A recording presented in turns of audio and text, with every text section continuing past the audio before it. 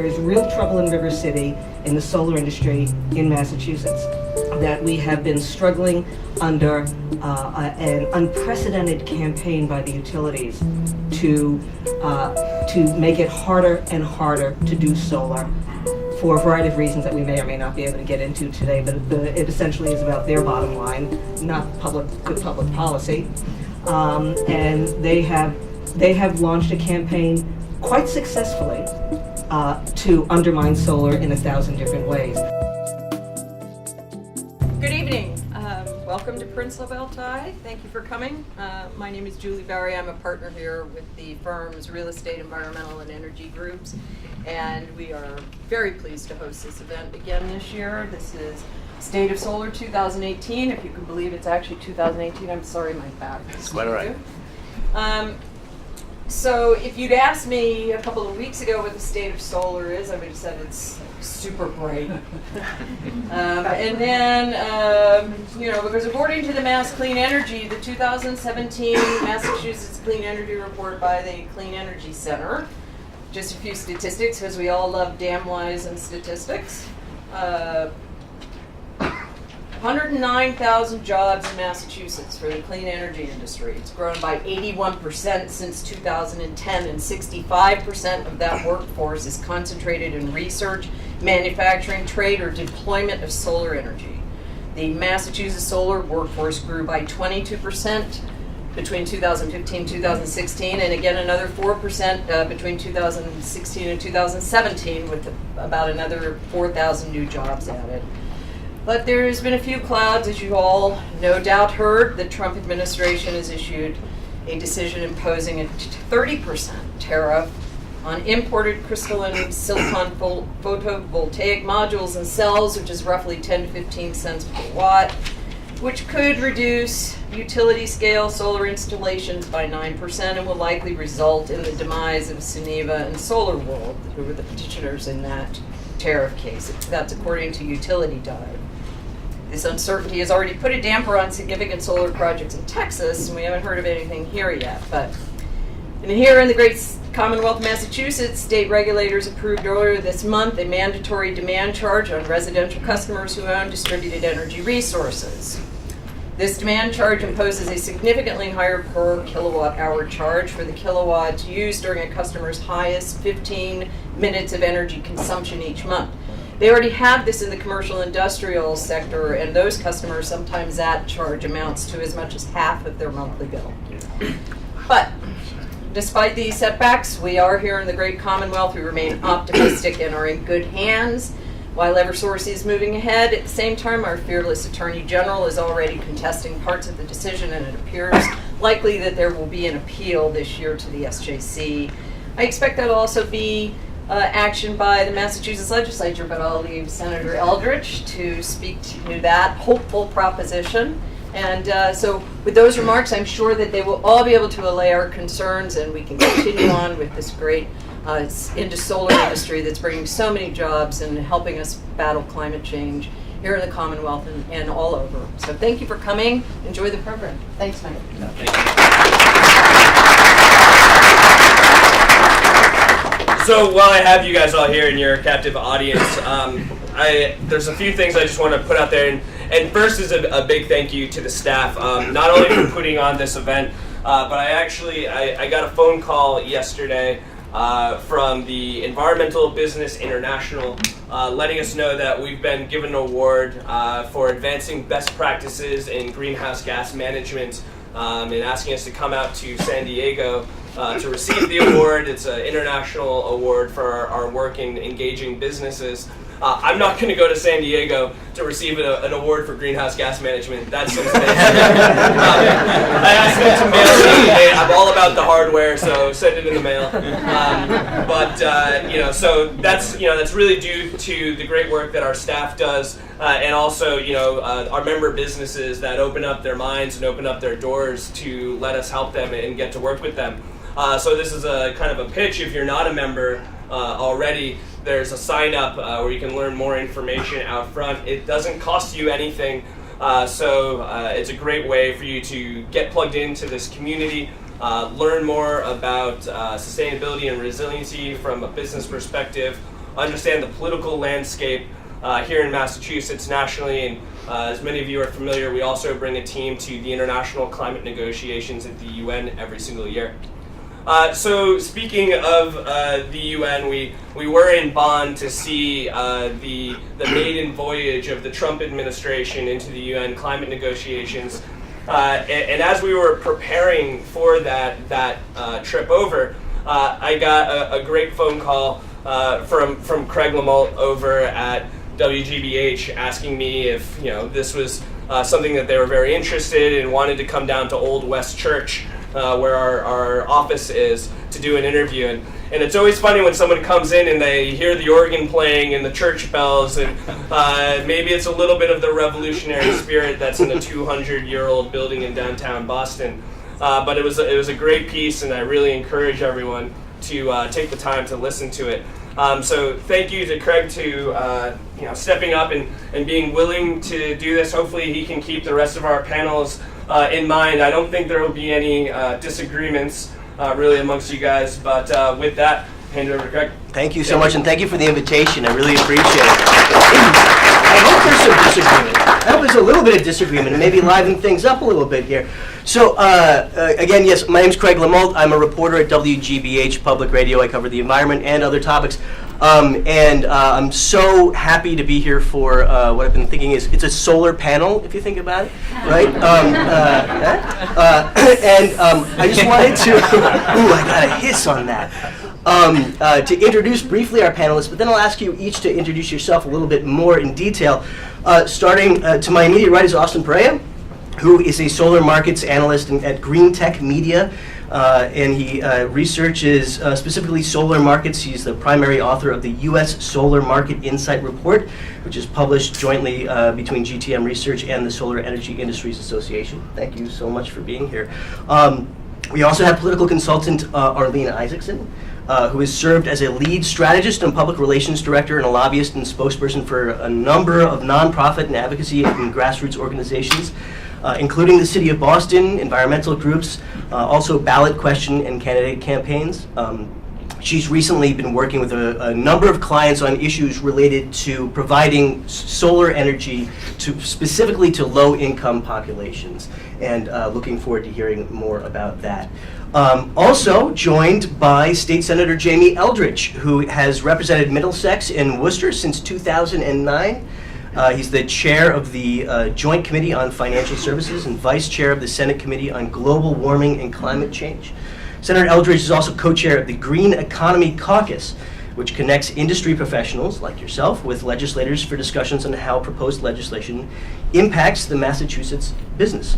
So thank you all for being here. I think, as I was covering the news this week, it's been certainly a very interesting week in the world of solar energy, certainly. I think we've all seen that, and I was doing some stories about that. And two different people this week that I spoke to referred to being in this industry as riding a solar coaster.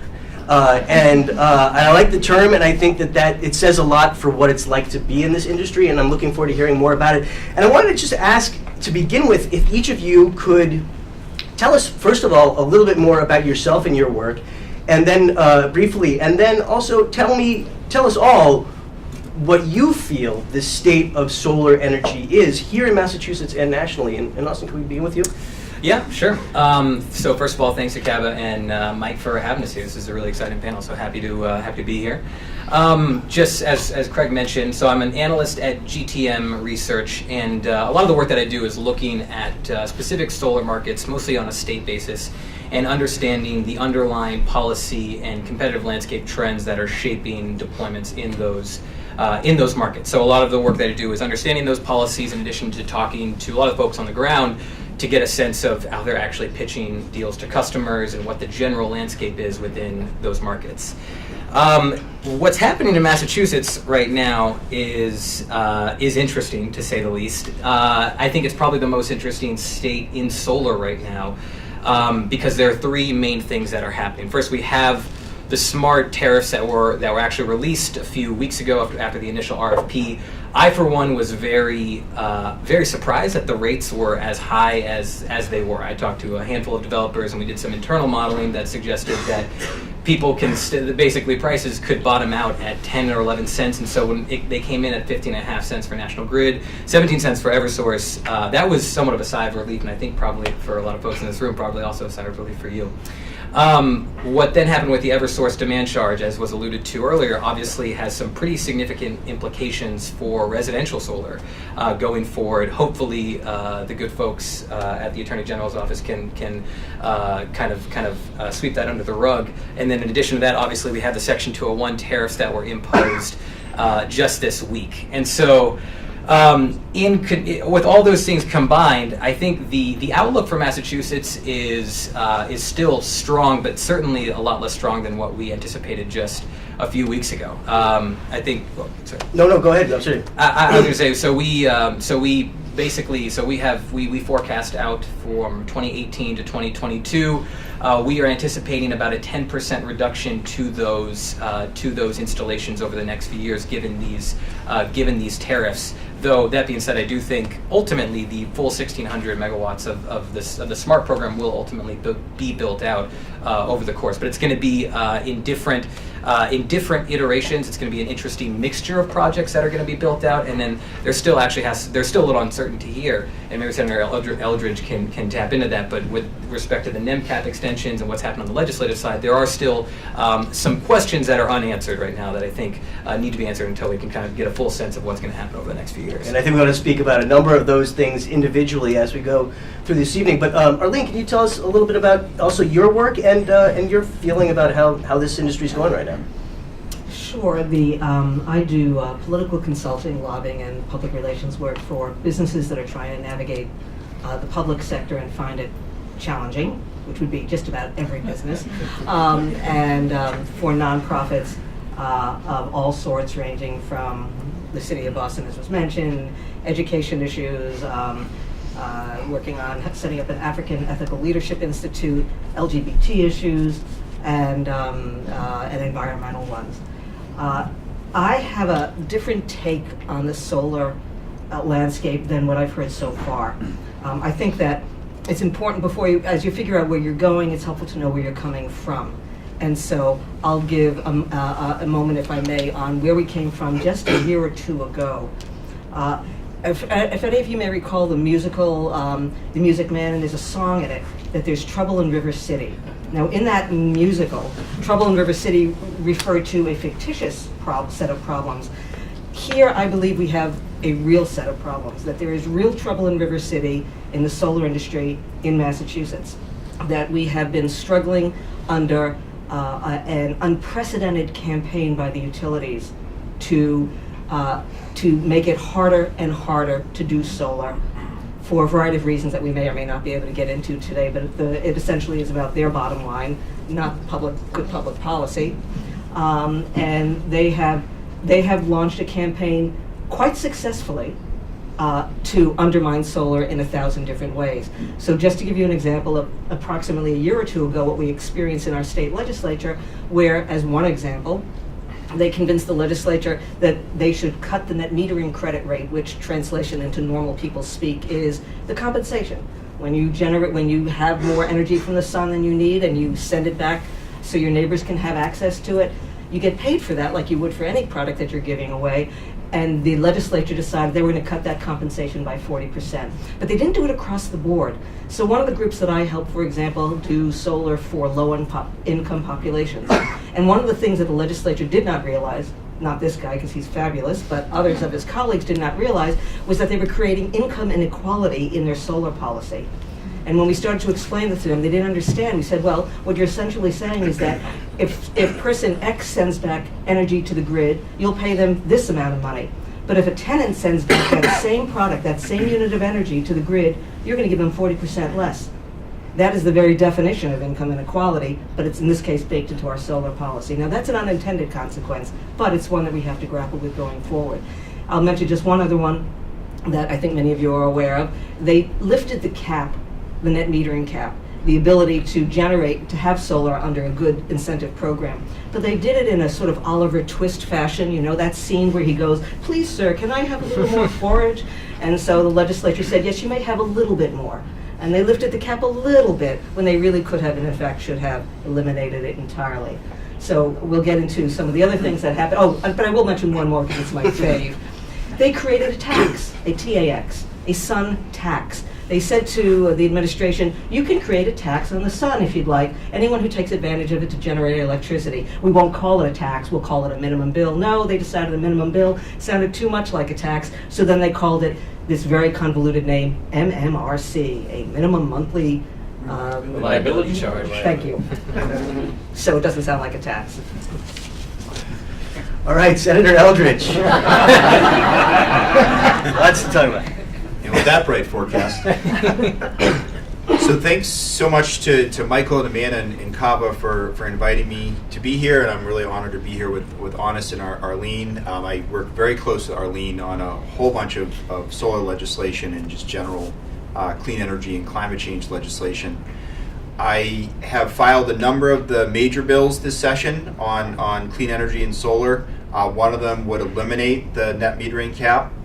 I've also filed a bill to restore the compensation, as Arline very wisely said, and I say that because it's so hard to explain to the general public, not even to mention legislators, how clean energy policy works.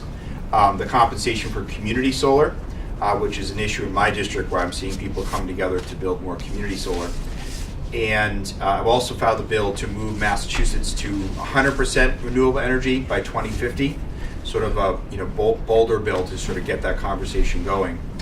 So I feel that I'm taking a lead on a lot of these issues, and in terms of the state of solar, I would mostly agree with what Arline said, is that it really has been a shock to see how things have reversed from a past couple of years ago, and respectfully, the changes that have gone from the Governor Patrick administration to Governor Baker's administration, which has been a sort of focus by the utilities to really attack solar and renewables in general. And we've seen that reflected in some of the policies that Arline already summarized. So that's very concerning. On the other hand, I've seen the grassroots become even more powerful, working at everything from the legislation that I talked about to a real movement on carbon pricing, led by Senator Michael Barrett in the Senate. And also, just as someone who represents 14 communities in Metro West, I really see a growing movement by people at the local level to switch over to 100% renewable energy option for the electricity they're getting, to continuing the push to building more solar in communities, sort of the bigger solar municipal projects, and just a general conversation about, which has been really interesting to see, of just actually some of my towns just saying, we're going to stop completely the expansion of natural gas infrastructure. We're pushing our town board to just stop the approval of it, because if you just keep on building it, it's just going to continue to contribute to climate emissions in Massachusetts. So that's sort of the mix that I see, and I think it's a really important opportunity, and obviously everybody here, I assume, is already very well educated, but having that direct contact with your state representative and state senator, because it is surprising still to me how many people in the solar industry still don't interact with their legislators, and how powerful the corporate lobbyists are at Beacon Hill, who are having those conversations, most weeks with their legislators. Well, there's a lot there to talk about from each of you. I think I want to start with the topic that I think has been on a lot of minds this week, which is the tariff. So the president came out with a proposal or a plan to impose a 30% tariff on all foreign solar components. And the question is, what impact is that going to have on the industry overall? I spoke to a number of installers this week, many of whom told me that they were very worried about the impact, that they thought it would really be a deterrent to people actually going solar. One I spoke with installs predominantly, or actually almost exclusively, American-made solar parts, and he was very happy about it. So I wanted to put that question to each of you. Austin, to begin with you, what do you think, what is this going to do to the industry? Yeah, so the impacts will be different across different subsectors. So for residential, the module accounts for around 13% of the installation cost, and so that smarts in a certain way, because especially in Massachusetts, there's been a a pretty significant slowdown actually in residential installations. If any residential installers in the room, I'm sure you're well aware of this. We're calculating, crunching the numbers for Massachusetts for total of 2017, but it's looking like it's going to contract by about 50% relative to 2016. Wow. So it's fairly significant. Now, to be fair, a lot of that is coming from some of the bigger players like Tesla and Solar City, Sunrun. A lot of those folks have declined in terms of overall installations and market share. But it's also a case that Massachusetts is a pretty mature residential solar market in a lot of ways, and it's becoming increasingly difficult to actually get customers. It's not as cheap to acquire customers, and so is that just that the people who can afford to put solar panels on and are interested in putting solar panels on have already put solar panels on? That's definitely part of it, and I think it's solar is still at a price where a lot of the early movers and a lot of the early adopters have by and large gone solar, and prices right now are not cheap enough to be a mass market product.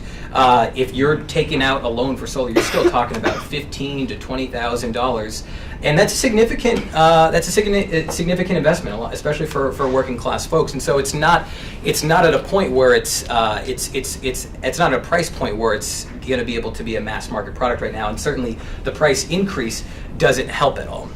So for residential, we are expecting basically a flat market in 2018 and 2019 as solar installers kind of get used to it and are able to cut corners in some places. But it's going to hurt for a lot of folks. What about American companies that make solar panels? Is this good for them? Is this going to make a difference? And is there enough capacity to fill in some of that gap? Yeah, it's a good question. I think it's been brought up a lot in some of the comments that President Trump has made about manufacturing. But to set the record straight, we have about 15 to 20 module manufacturing capacity in the U.S. can service about 15 to 20% of what was installed in 2017.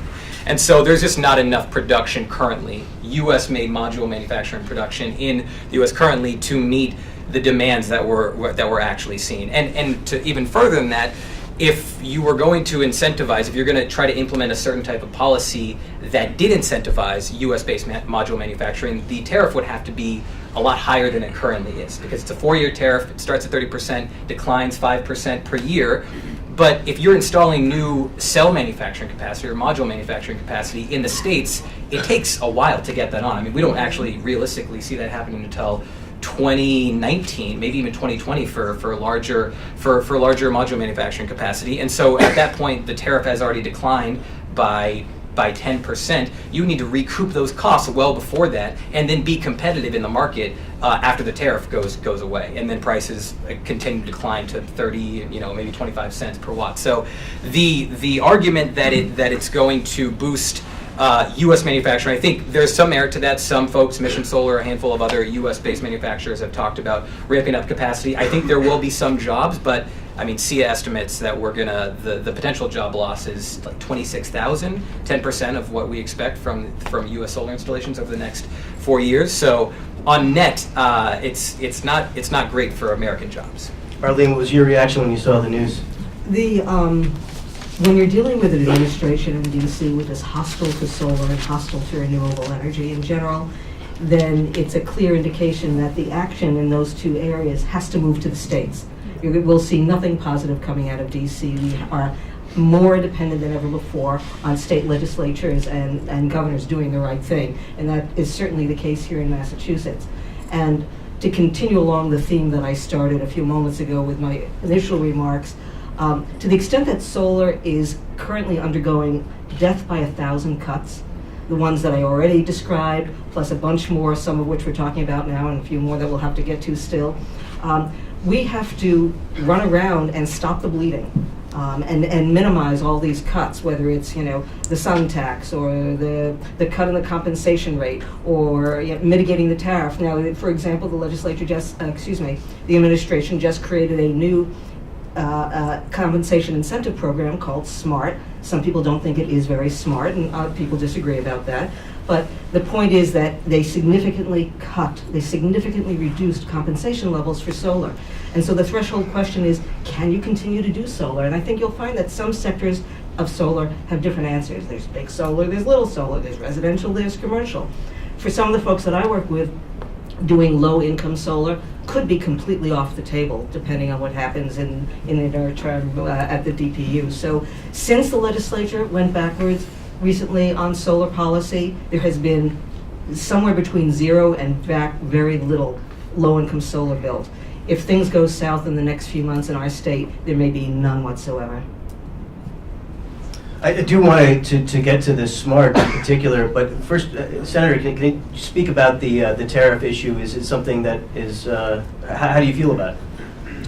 Yeah, I mean, I generally have a view of, a proponent of fair trade over free trade, but I think that this tariff is quite severe, and I think because there's not the opportunity for American manufacturers to build up, it's going to have a very negative impact. And obviously we're in a state where there already is relatively little manufacturing and no solar manufacturing. So I think it's going to be a very negative, and to Arlene's point about death of 1,000 cuts, is that I think it's one of the things I sort of appreciate generally with all public policy, is that if you put even one barrier in front of a consumer or a resident or even a legislator, it creates that barrier that prevents moving forward in more of a visionary way. And so this tariff, just like the DPU solar residential charge, just like in some respects the SMART program, it's creating these barriers that's slowing down solar, as you can see from some of the statistics that Austin mentioned. So let's talk about SMART if we can. I mean, for the past, I think, 7 years, Massachusetts solar owners have been able to earn solar renewable energy certificates, SRECs, right? And that's been decreasing over time, the amount that they can get, as it was designed to do. And we're now switching from that to the Solar Massachusetts Renewable Target, or SMART. And people are going to receive less money. Senator Eldridge, can you talk about that? The rationale for the change, what's happening, and what the impact is going to be on the market? Well, I think it's important to emphasize the SMART program has been implemented by the Baker administration, so it's not something that legislators are implementing. But I'd say there's real concern. There's certainly mixed. I'm sort of hearing a mixed response from solar developers, my district constituents. But I would say from a real, again, sort of a simple, straightforward policy point of view, the net metering and the direct compensation under under the SRECs programs was very clear to constituents of mine, to solar developers, about what that compensation would be. It's become a little confusing, and that's going to cause more and more homeowners, in my opinion, to give pause to say, well, I'm not exactly sure how I'm going to be compensated, so maybe I won't put up those solar panels on my home, or maybe if I own a business, I'm not going to do that in the future. So it's creating that chilling effect. So I generally feel it's been had a negative impact, because it's just made the an already complex area of public policy, clean energy policy, that much more complex. Arline, you're working specifically with lower income people and helping them to get solar power. Actually, first, can you explain sort of how that happens? And secondly, with the SMART, what impact do you think this will have on your ability to bring solar power to those communities? Well, Boston Community Capital does projects for low-income communities in a variety of areas, solar being but one, and they so they might focus on privately held affordable housing complexes, or the Greater Boston Food Bank, for example. So it ranges from nonprofits to low-income residents in a variety of different forms. The issue that Senator Eldridge was just mentioning, and by the way, parenthetically, I think it's worth mentioning, I wasn't gratuitously complimenting him. He is absolutely a gem when it comes to so many issues, and in particular for this crowd, solar energy. He's just environmentally fabulous, knowledgeable, caring, decent, and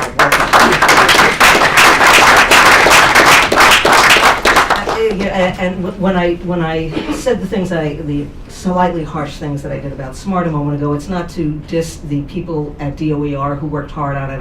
I'm told that they are decent, caring, thoughtful, hardworking, and that they were trying to do their best. But they had an overriding mission, and the mission was to suppress costs in a certain fashion that disadvantaged solar, in some people's opinions, severely. The expression, the devil is in the details, that sums up the SMART policy. The devil is in the details. And if and the details could make or break it. We're now at a point in time when we're waiting, for example, for the DPU, the Department of Public Utilities, to make certain decisions about the next level of the tariff. And based on what they do, it's possible we'll be able to have some low-income solar projects.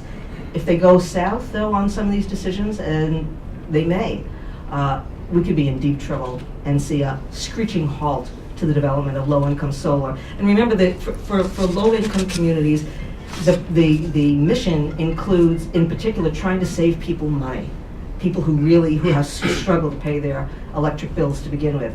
So anything that disadvantages projects like that is, in my opinion, a sin. Austin, could you address the shift here in Massachusetts from SREC to SMART, and what impact do you think it'll have on the market? Yeah, sure. So, like the other panelists mentioned, different actors are responding to SMART in different ways, right? So one of the things about SREC, the SREC market, was that it was really, it was the best SREC market in the country. So just in terms of pricing, DOER did a very good job of actually managing that program, so prices never really dipped to too low of a level. But one of the things that are one of the criticisms of SREC markets in general is that you have a lot of price volatility because it's a function of the supply and the demand balance between the demand from utilities for SRECs and the supply overall of providers and solar installations that are actually generating those. And so one of the things that the market, at least developers and financiers, are liking about this program is that you have a fixed level, you have a fixed tariff for 20 years. You don't have to worry about a lot of the volatility of it. And so from that perspective, especially for like commercial developers and folks who are doing small utility scale and maybe community solar, the stability of it is something that a lot of folks had issues with. And so from just a stable fixed incentive and having that stability in a market that, as we all know, doesn't have a lot of stability in it, is nice in terms of actually financing projects. And for some commercial folks, it's going to be a little difficult going forward. As Arline mentioned, there's this ongoing proceeding in the DPU right now about this alternative on-bill credit. The structure of that and how they actually structure the tariff is going to have some pretty significant implications for how commercial installers are actually able to install solar, and whether it's economic, whether they can provide savings for the customer, whether they can actually have a profit margin on that project. So that's also something to keep in mind. That said, like I mentioned earlier, the net metering cap is hopefully getting extended. If Senator Eldridge's legislation actually goes through, which would alleviate a lot of those problems. And so I think in general, I think it's a net positive in particular because, as I mentioned before, our own expectations for it, I think the market's expectations were that the prices were going to clear much lower than they were. They ended up clearing much closer to the ceiling prices. In some cases, for small commercial projects, developers are actually holding off building projects under SREC and are waiting until SMART because you have a fixed incentive.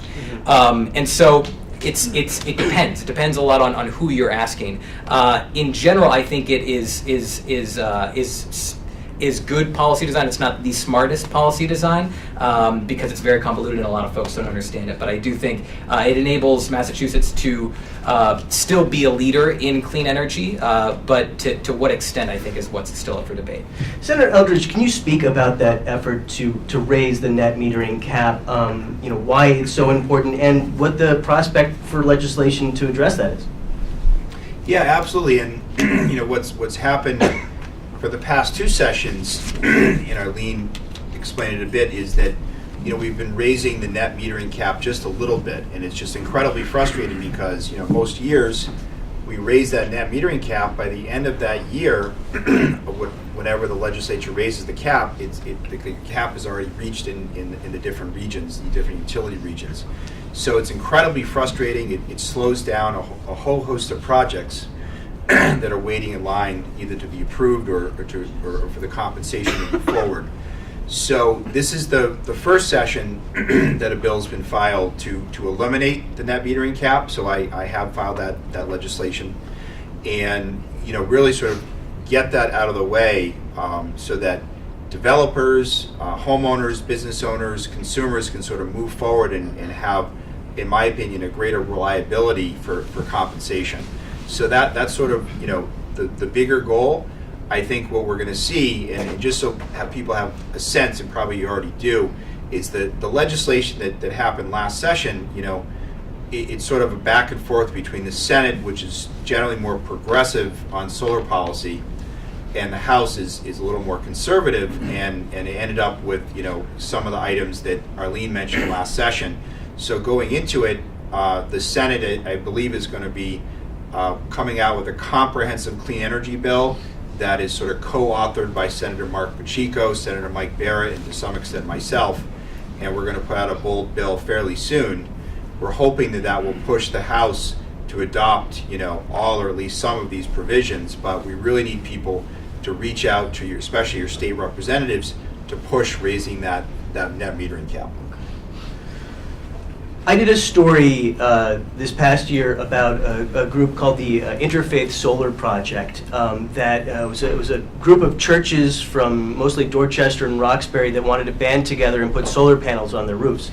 And they were going to, and they did actually ultimately put solar panels on their roofs, but the program wound up being severely scaled back from what they'd initially intended to do. And the reason for that was the net metering for projects above a certain size, they got cut 40% for how much they could get for it. So in order to actually make it economical for them to do this project, they had to scale down the project. Their hope initially, I should have said, was to generate more energy than they needed and to be able to share that with their congregations. But they had to scale it back.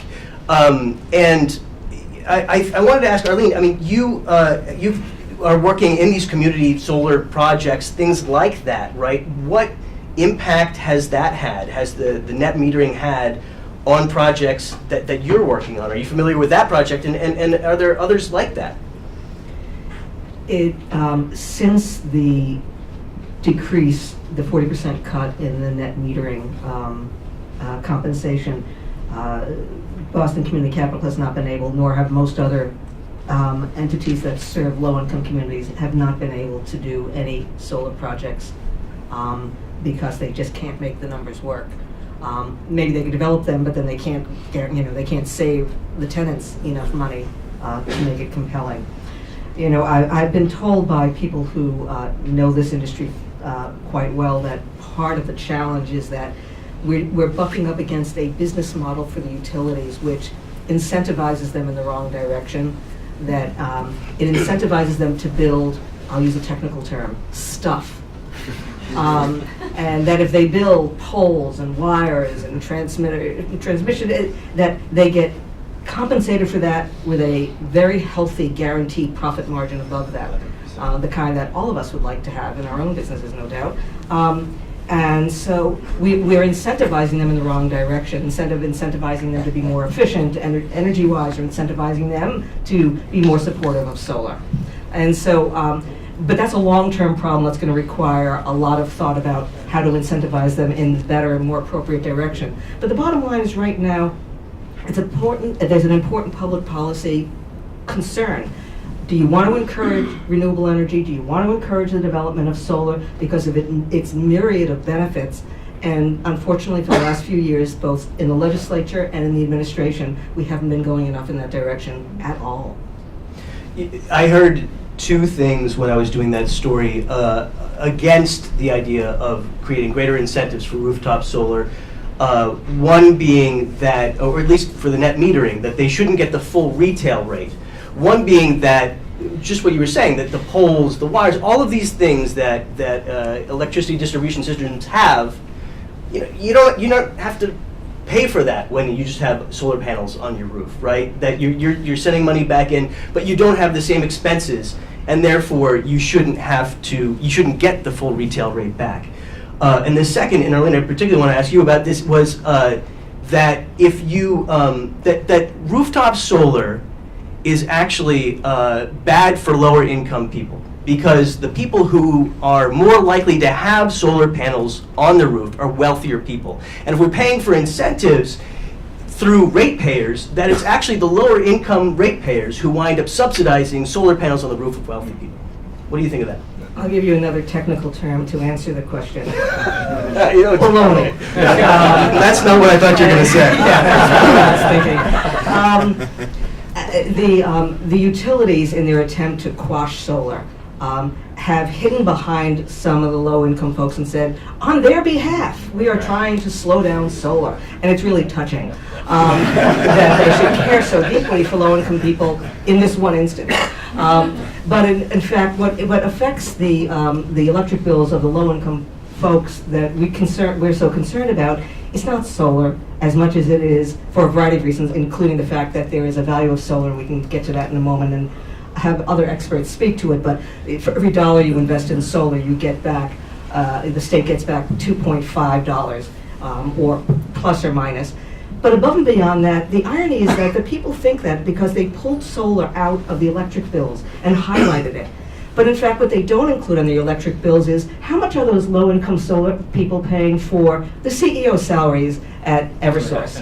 How much are they paying for Eversource to run ads telling you how wonderful they are? How much are they paying for a myriad of things that are unrelated to or inappropriate to begin with? And we are essentially subsidizing, in the extreme, some corporate largesse and avarice and greed. It is utility protectionism to guarantee that they make profits of the kind that they are guaranteed to make, and then point to solar and say, now that's the problem.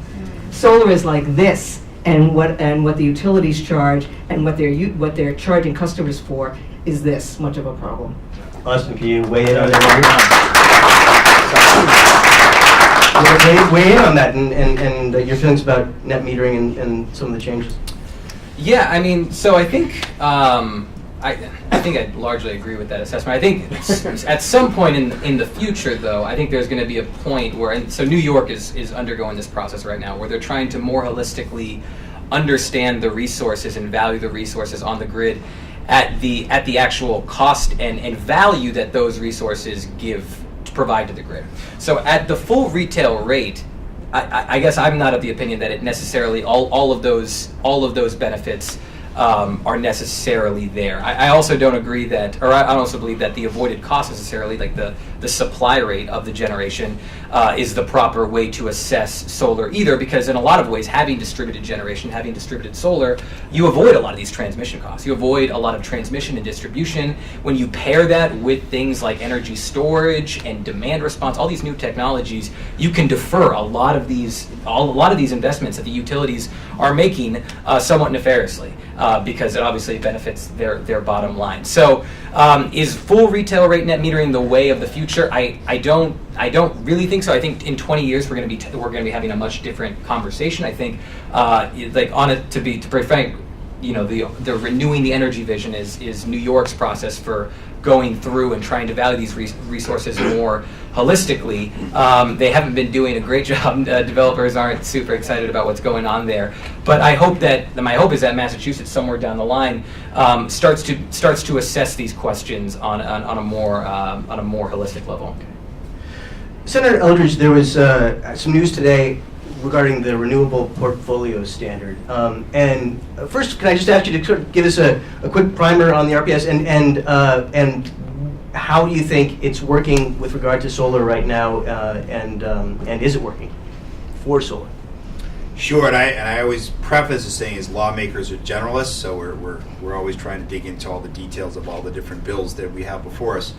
But in terms of today's decision on the expanding the renewable portfolio standard, what the administration laid out was just for hydroelectric, so not for offshore wind. And so I think a lot of us were or solar for that matter. Right, exactly. I was disappointed because and the Conservation Law Foundation has raised some concerns, and I know there was a Globe story this week about the impact of hydroelectric, the environmental impact on parts in Canada. But I think from a perspective of solar, or where I view as sort of real renewable energy, so offshore wind and solar, is that hydroelectric won't create any jobs in Massachusetts because of the transmission profits. Because of the transmission of energy, it's a boon to utility companies. and we're not supporting what at least I think a lot of legislators thought we were focused on last session, was really trying to move towards significant investment in offshore wind. So I was surprised that the focus was just on hydroelectric. Hydroelectric can have its place, but to put big hydroelectric in front of everything, I was very disappointed on, and I do think it reduces that interest in expansion on solar, which has been the most successful increase of renewable energy in Massachusetts. Arline, do you feel that the division of renewable energy that we're looking at in Massachusetts now is an appropriate separating of the pie? I will unfairly answer a different question. Go ahead. Which is that, why are we in the mess that we're in? Yeah. Why is solar struggling as it is? Why are we having to constantly beg for crumbs? And again, the Oliver Twist, please survey, I have some more. It's because we are not we solar advocates, environmental advocates, allies, we're not politically active enough.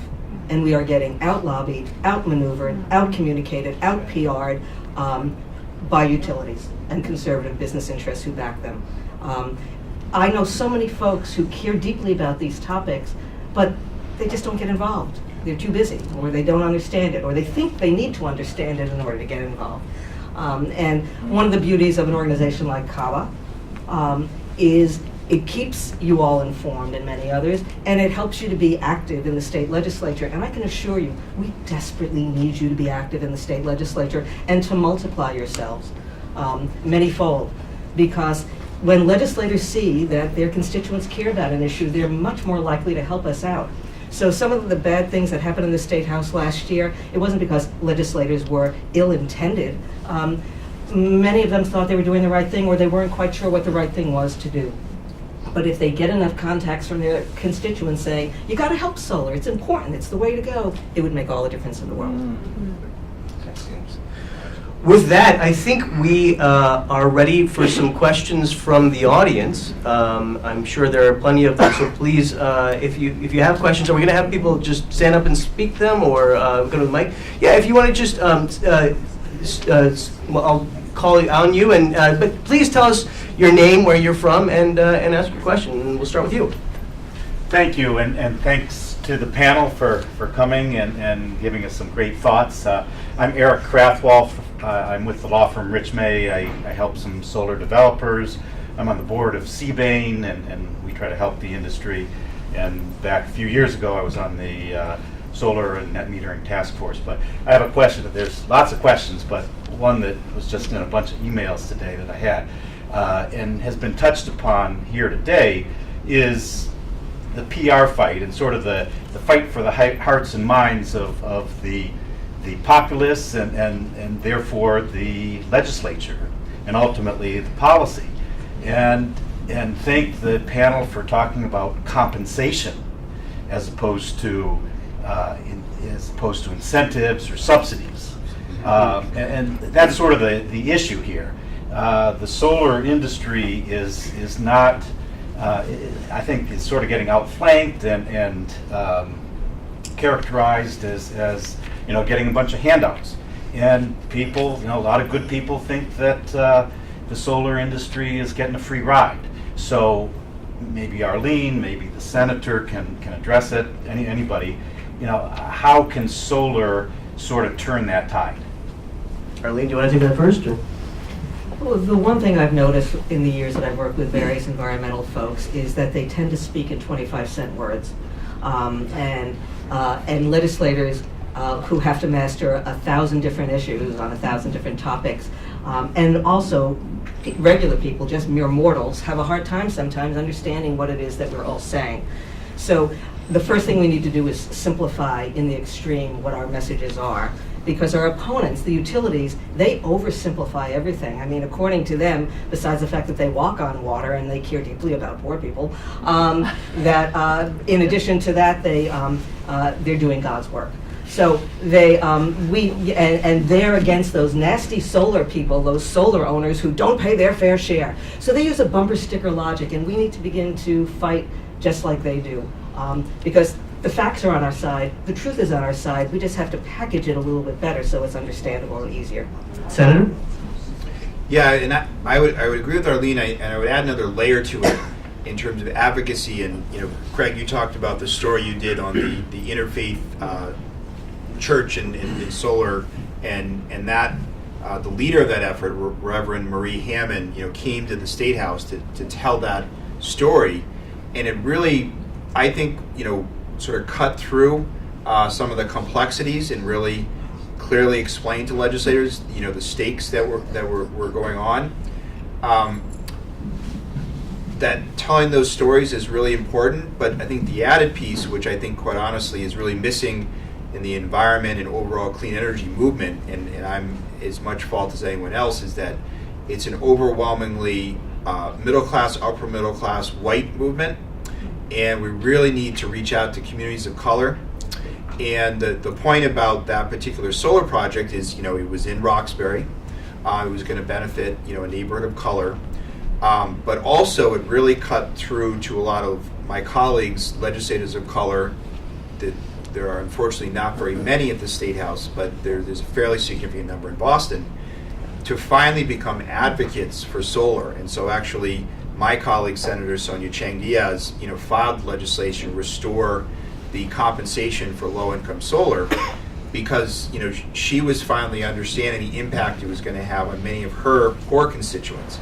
So I really think that it's about telling direct stories, whether it's a particular community, a particular project, but also I think we really need to have a strategy. But how do we get communities of color to reach out to legislators and tell that story as well? Because if it's just sort of a pitch for the suburbs, and I have a district that's mostly upper middle class suburbs, that's partly why I advocate for it. But how do you get a legislator who represents Worcester or Springfield or certain parts of Boston? I think if we saw a change there, I think you'd see some different outcomes in the legislation. Do we have another question? Yes? Hi, I'm Penny Hahn. I work for Eastern Bank. And so to follow up, I guess, on how to make the better case. Yesterday we were part of the Lawmaker Education Day led by Series and ELM, but and we got sort of an earful at the end of the day from Secretary Beaton about this cost issue. And I guess is anybody doing the financial analysis to connect the dots? I mean, the impact of climate change is sort of not, economic externality is like a basic economic principle. So I agree with you on one hand, politically we could sort of go to this environmental justice movement, if you will, but isn't there also something for sort of the academic side to do that analysis? I saw Acadia here earlier, and they did a great study on the value of solar, as have many others. And so we have the data and we have the study after study. But what we've been dealing with in the current administration, I'm told that the head of the DPU, whose background I understand is deeply in the utility sector, doesn't for those of you who have kids, when they cover their ears and they go, no, that apparently we may be dealing with a phenomenon like that. Either of you like to respond? Well, I would just say, and I'm not an expert on the financials. I will say that one of the really impressive advocacy efforts going on now is by the Sierra Club, and they're doing trainings across the state where they're really educating activists to really get down to those details, and then interacting directly with their legislators, and then providing feedback back to the Sierra Club. So it really is educating legislators that might not be as focused on this. So I think that is very valuable, and I think whether the Sierra Club or other advocacy groups need that level of detail. But I would also say that there's a lot of legislators that that level of detail won't really have an impact, but a very positive story. The district I represent, the town of Harvard, built the first community solar project. I know there's some folks here in the audience who played a key role in that. That was a great story to tell that helped me make the case to some of my colleagues about why we need to increase compensation rates for community solar. For a lot of legislators who could not care less about solar or climate change, there are some still, it's about jobs. How many jobs are being created, and not just the white collar jobs, but what about the jobs that are employing, people that didn't go to college or maybe are new to this country, and highlighting those jobs that are created that are, constructing or putting solar panels on roofs or on properties. So I think it's multiple different stories, and it's really getting that level of detail of what kind of legislator is your legislator, and what stories will most move him or her. More questions from the audience? Yes. Hi, my name's Lauren. I'm with Synergy Solar. My questions, well, I was having a conversation with a planning board for a town that has a municipal utility, and they actually weren't aware that the smart tariff does not affect them anyway, does not give them any incentive. So I guess what can we do on a state level to tell these towns, you guys need to go back to the drawing board and maybe consider some other incentives, so then project managers and developers like me might want to still work with, still build with them, and yeah, so that's my question. Yeah, it's my understanding that when DOER initially initiated the proposal for the SMART program, they had municipalities included in that, and then they took them out, which I'm not sure what the rationale for that was, other than that they have maybe lower cost electricities, they're not investor-owned utilities. I'm not sure what the strategic rationale was there, but they're left fully out of it. It's my understanding now that there are a group of municipalities that are going to be more active about actually trying to get some incentives under these programs, and once SMART rolls out, trying to get an additional block that applies only to the municipal utilities. But at this point, I don't know if there's any. I'm not sure if it would be more of a legislative issue or the DOER regulation, but I do hear that they're trying to band together in order to get some type of incentive, because they have, in a lot of ways, been left out. Could I sneak in one more question of my own? One thing that I've been thinking a lot about is storage, right? When I was been doing this story, several stories on this, I've heard, well, when the solar energy is generated, it's not at the peak times. It's not at the times when we actually really need it, and therefore it shouldn't be, compensated in the same way. And I can't get my head around that. Like, can't we just store this energy? And I know that there's actually efforts to improve the technology. There was actually a report out by Environment Massachusetts, came out just this week on this subject. And I just want to ask you, Austin, about storage, and are we getting better at this, and can that actually make a significant difference in this industry?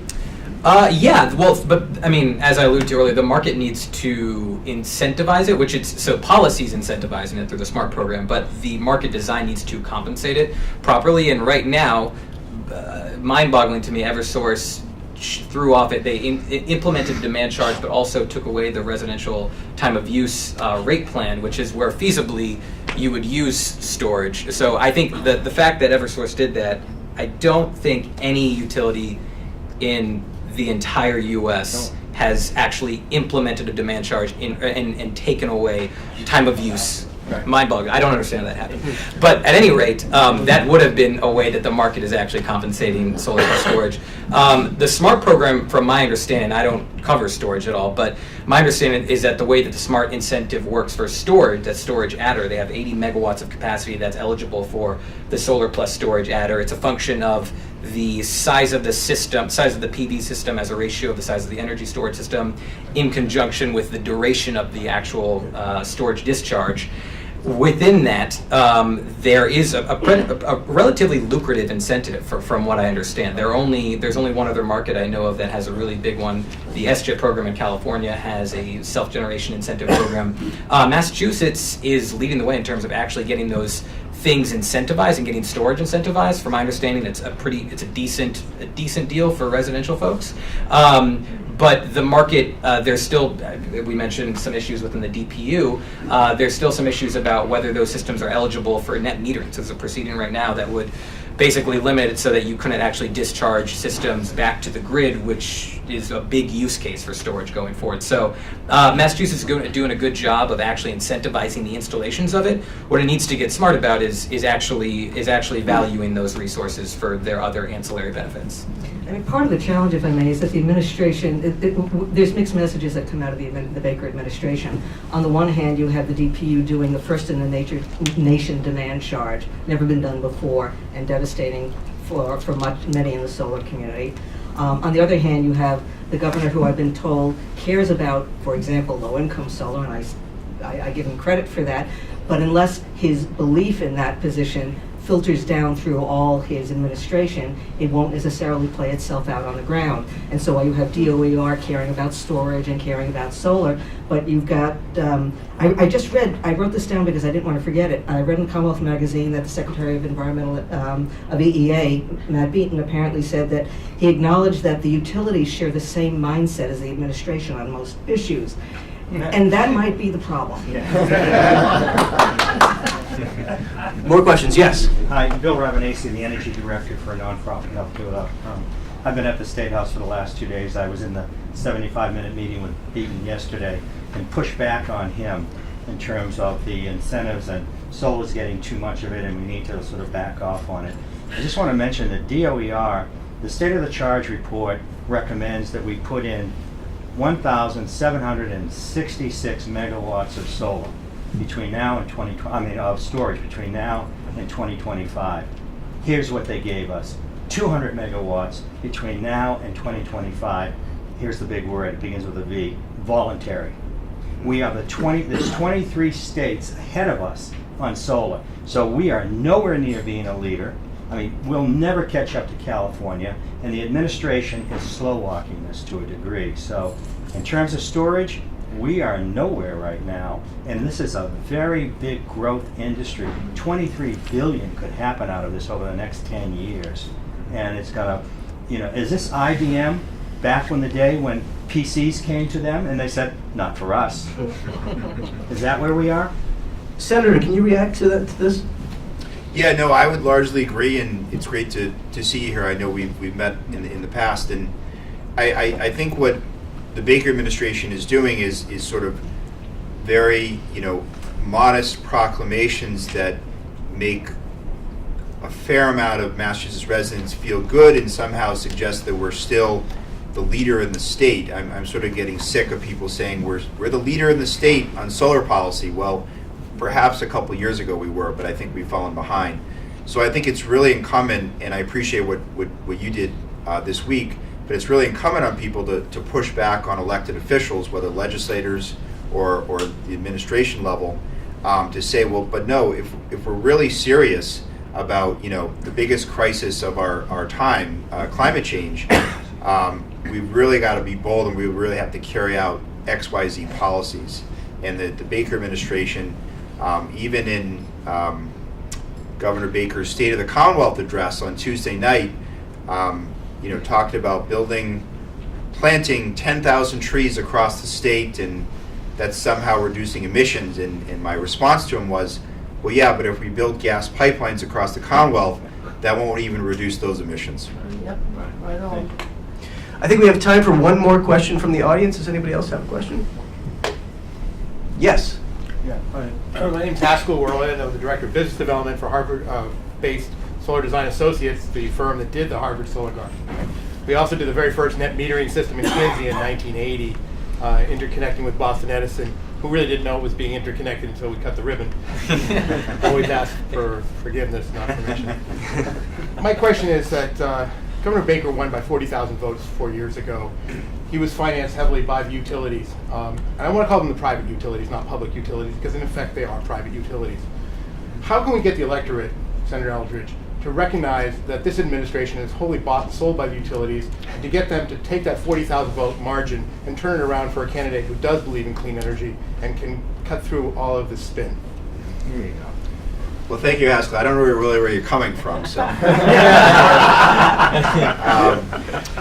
But no, I mean, I think that, and it's a whole host of issues. It's not just clean energy, but I really think it gets back to educating the electorate about these very complex issues, and going back to the group that I've seen do a very effective way, the Sierra Club, is doing these trainings across the state to really educate people about what is good clean energy or climate change policy. And the more people that really know what's going on, whether by the legislature or by the administration, I think that's how you change people's minds and have a different outcome. Could I just ask each of you to wrap it up with your thoughts about some of the things we've heard today and what we should be thinking about going forward as we consider the future of this industry. Austin, can you start with you?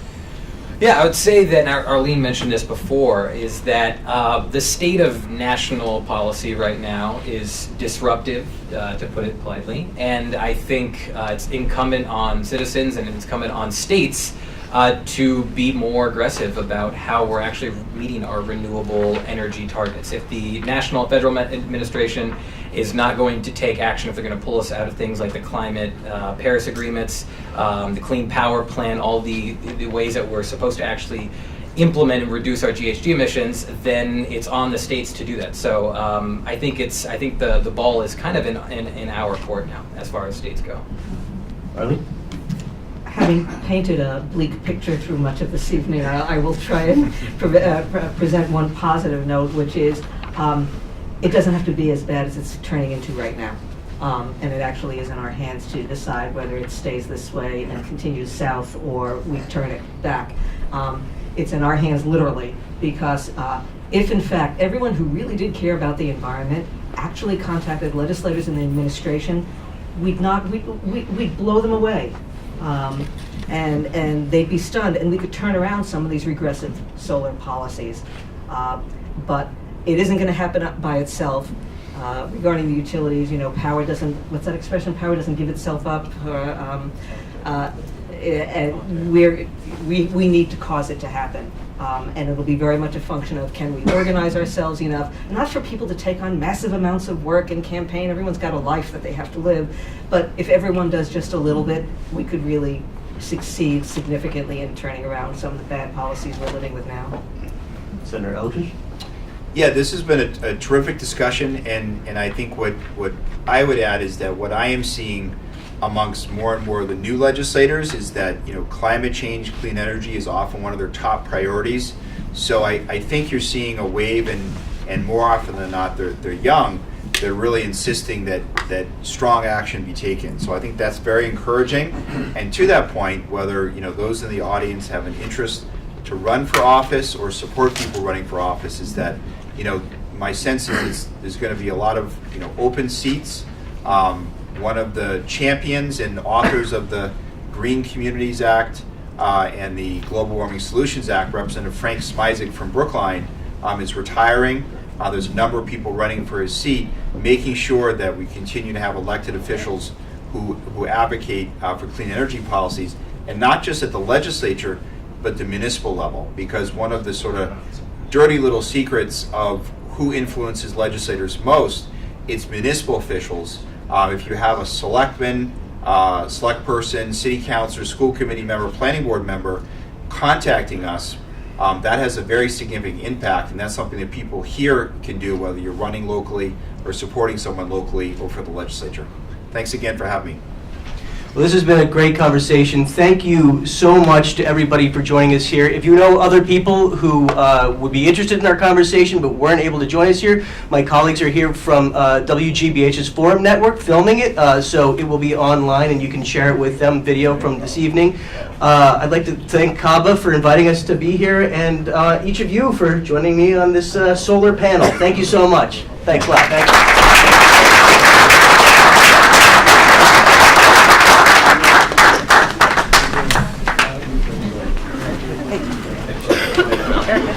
Take this on the road.